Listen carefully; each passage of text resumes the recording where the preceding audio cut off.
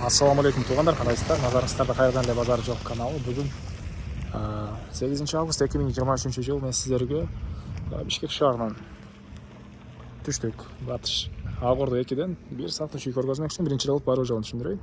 Азыр мен турган жер Акунбаева көчөсүнүн бүтөр жери, 10-чу автобустун конечныйында турам туугандар. Бул жерден сиздер батышты карай жүрсөңүздөр, катарынан Асман деген көчөлөр бар. Асман 6, Асман 7, Асман 8, ушунун Асман 10-на жетип, оң тарапты карай жүрсөңүздөр сатылуучу үй. Туугандар, сатылуучу жөнү эмес, негизинен ай сайын киреше келе турган салынган үй, квартиранттар үчүн салынган, швейный цехка подвалдары менен жакшы үй туугандар. Видеону ана чейин көрүңүздөр. Азыр калган маалыматты үйгө жетип берем. Анан үйдүн жанынан эле бир аз ар жак менен мындай жүрсөңүздөр 185 маршруткада жүрөт туугандар. Так, мына ушундай. Эми бар калган маалыматты силерге бир чекеден берейин. Мынакей туугандар, келүү жолун түшүндүргөнчө бүгүнкү чыгышта сатылуучу үйгө да жетип келип калдым. Так, сен айткандай Асман 10-чу көчөдө жайгашкан. Сиздер бул тараптан 10-чу маршрутканын конечныйына бул жак менен келсеңиздер болот. Же болбосо бул 185-чи маршрутка жүргөн көчөнүн деле келсеңиздер болот туугандар. 185-чи маршрутка өткөн көчөнүн сол тарапты карай бурсаңыздар, катардагы 2-нчи участокто мынакей ушул бизнес кылганга расчет алынып салынган үй сатылат. Так, жалпысынан туугандар, бул үйүбүз 210 квадрат метр экен жалпысынан. Плюс 3 бөлмөлүү турган подвал.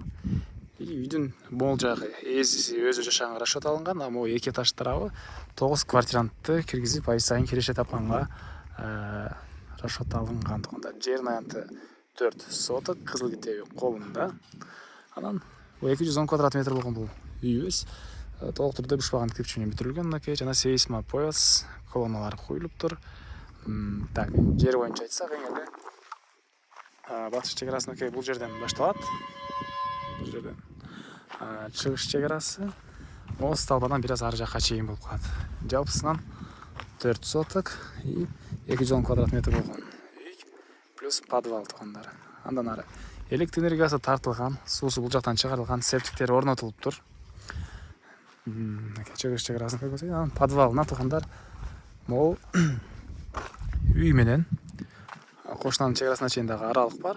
Эгер бул жакта забор болсо, забордун ортонун киргенге бир аз жай бар. Подвалга ошол жак менен калитка коюп кирип чыкканга жай калтырылган. Себеп швейный цех катары иштетейин деген план болгон экен туугандар. Подвалды швейный цех катары иштеткен подвал жана 9 квартирантты киргизгенге квартиралар и плюс туугандар өзү үчүн салынган мынакей төрүндө үйү.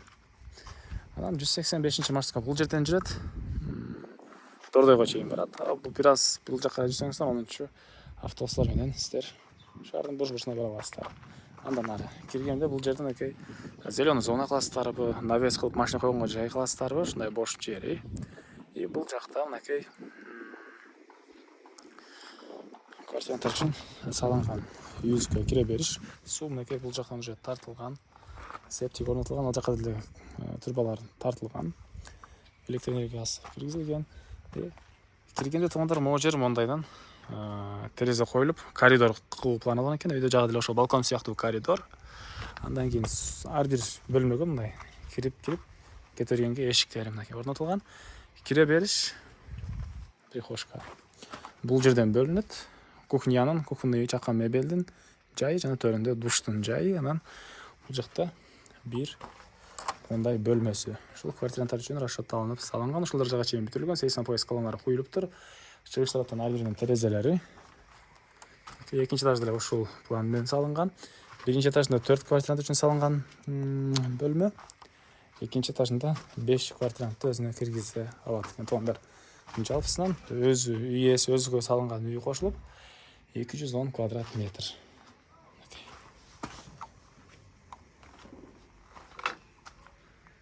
Крышасы жабылган.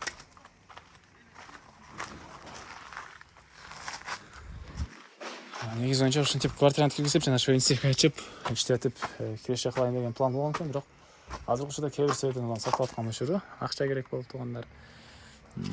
Так, андан ары бул жакта мынакей подвалы. Жана айткандай подвалына үйдүн чыгыш тарабы менен кирип чыга аласыздар туугандар. Такай бул чыгыштарынан кирип чыкканга жай калтырылган. Подвалдын турасы 9-6 экен. Андан ары Мекей үйесі өзі үчүн салган үйү. Кире бериш мондай холл дейсизби же коридор дейсизби? Бул жерден калган бөлмөлөргө өтүп кете алабыз. Мекей шпаклевка болгон, бөлмөлөр аралык эшиктер орнотулган.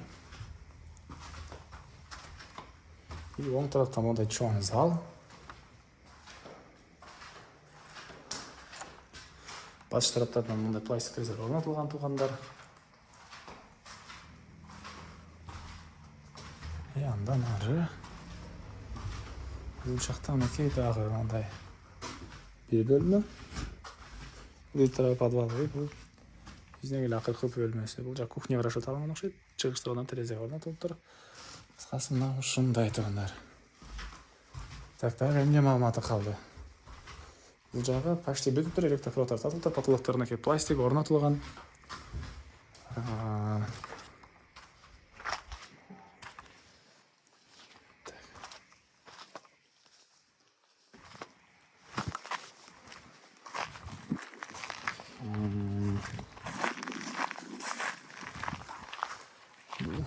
Бизнес кылуу үчүн, ишкердик кылуу үчүн салынган объекттин баасы. Так, $70,000 сурап атыптыр объект ээлери. Анан дагы сүйлөшүү болот. Ээсинин номери мен экранга эсептелди деп калтыраңыз, аны сүйлөшүп көрүңүздөр туугандар. Сүйлөшүү болот. Анан достор менен, группалар менен бул видеону сиздер бөлүшсөңүздөр, мага бул видеосуна чоң жардам берген болосуздар. Анда эместермен коштошом. Кийинки чыгышка чейин саламатта калыңыздар туугандар.